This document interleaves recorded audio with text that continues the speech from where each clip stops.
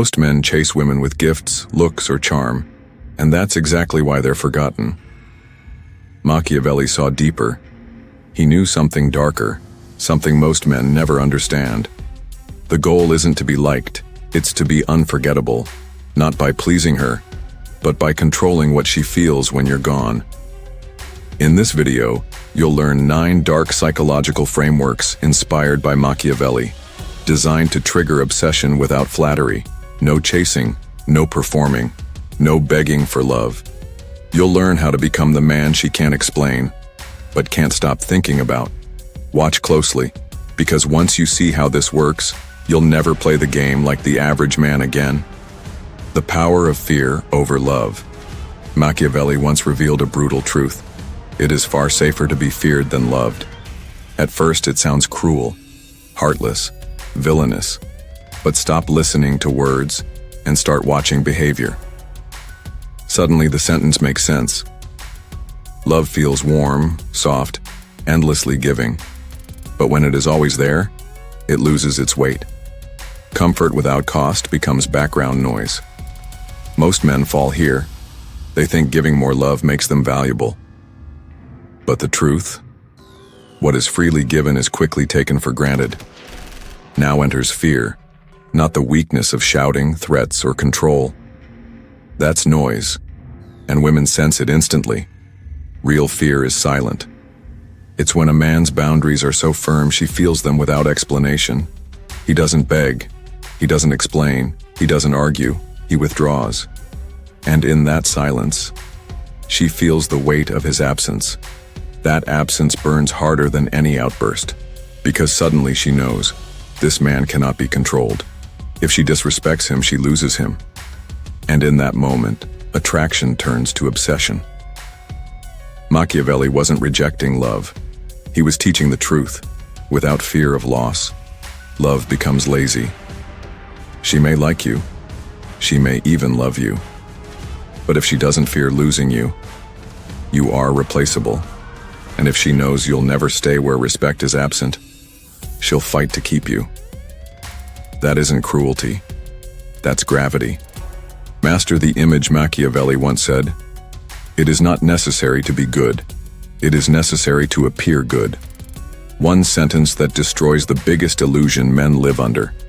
From childhood, you're told, if you're kind, loyal, hardworking, people will respect you. But the world doesn't see truth. It sees presentation. You can have deep values. You can be brilliant, loyal, honest. But if you stand with weak posture, speak with uncertainty, and radiate anxious energy, no one will feel your worth, especially not a woman. Attraction doesn't begin with facts. It begins with perception. Not what are you, but what do I feel when I'm around you? She's not analyzing logic. She's scanning energy, how you walk, how you speak, how you hold silence when tested. That's where image becomes power, not by lying, not by pretending, but by framing. Humans don't respond to truth. They respond to what feels true. When you're unsure, stand like a man who's certain. When you're angry, speak like a man who controls fire.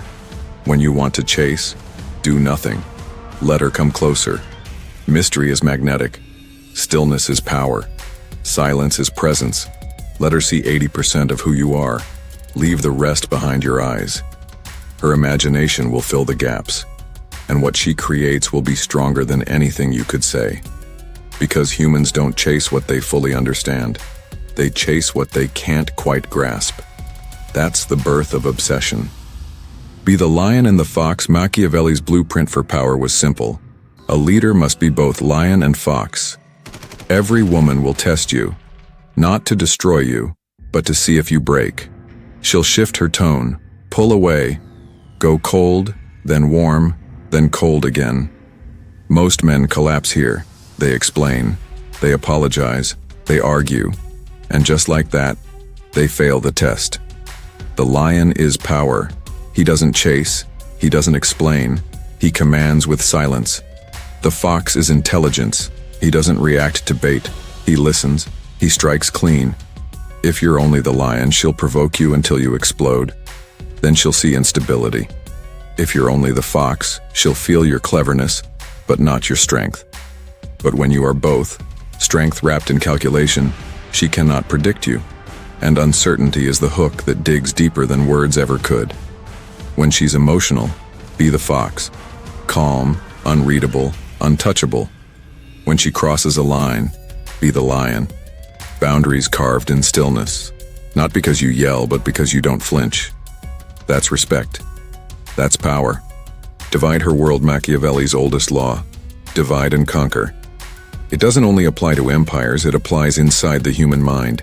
You don't control a woman by fighting her beliefs head-on. You control her by making her question them. She says, "I hate jealous men." You smile, calm, playful. That's what you think. One line, a small crack, and suddenly, her certainty fractures.